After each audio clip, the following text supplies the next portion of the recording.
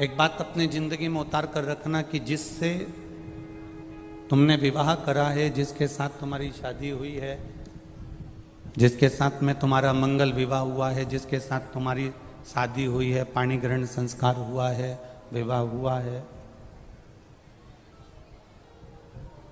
वो प्रयास करती है कि कभी अपशब्द ना बोले।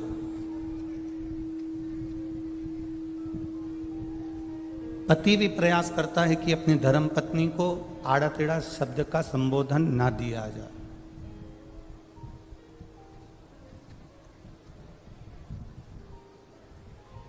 कोई ऐसा शब्द ना बोला जाए जिससे पति की वाणी का बुरा पत्नी को लगे या पत्नी की वाणी का बुरा पति को लगे। ऐसा कोई शब्द, ऐसा कोई संबोधन, ऐसी कोई वाणी पत्नी भी नहीं बोलना चाहती और पति भी नहीं बोलना चाहता। हमने एक बात पहले की कथा में कही है, अगर आपके स्मरण में होगी तो आप लोगों ने अगर सुना होगा, अगर आस्था चैनल पर आप कथा सुनते होगे तो आपके स्मरण में होगी।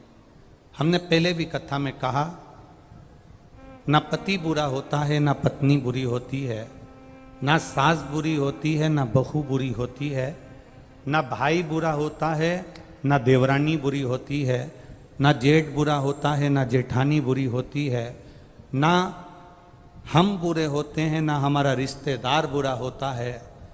एक समय ऐसा हो जाता है जो हर एक व्यक्ति से बुराई उत्पन्न करा देता है। उस समय को हमें टाल देना।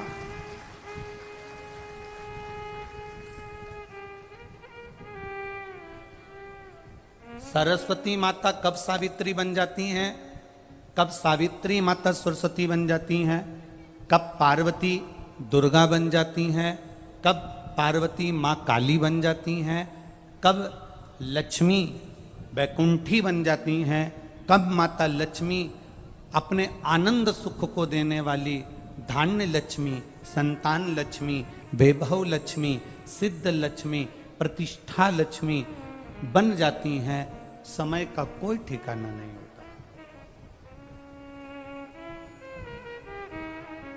व्यक्ति बुरा नहीं है, घर में आने वाली तुम्हारी बहू बुरी नहीं है। बहू कभी जिंदगी में बुरी नहीं होती। अगर बुरी होती तो वो तुम्हारे बेटे से शादी नहीं करती, पहले ही मना कर देती कि मेरे को इससे शादी नहीं करना। बुरी नहीं है, बहू बुरी नहीं है, सास बुरी नहीं है।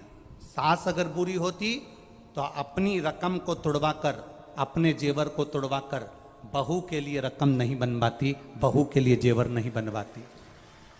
बहू बुरी नहीं है, सास बुरी नहीं है, पति बुरा नहीं है। परिस्थितियां कुछ ऐसी बन जाती हैं, कुछ समय की घड़ी, पल, क्षण, चक्र ऐसा चल जाता है जिसके कारणवश हमारे भीतर बुरा हमको नजर आने लगता है, बुरा हमको दिखने लगता है।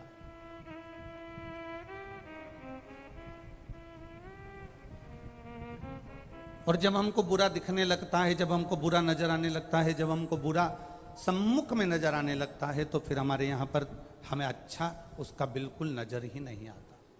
कुछ समय की गणना है।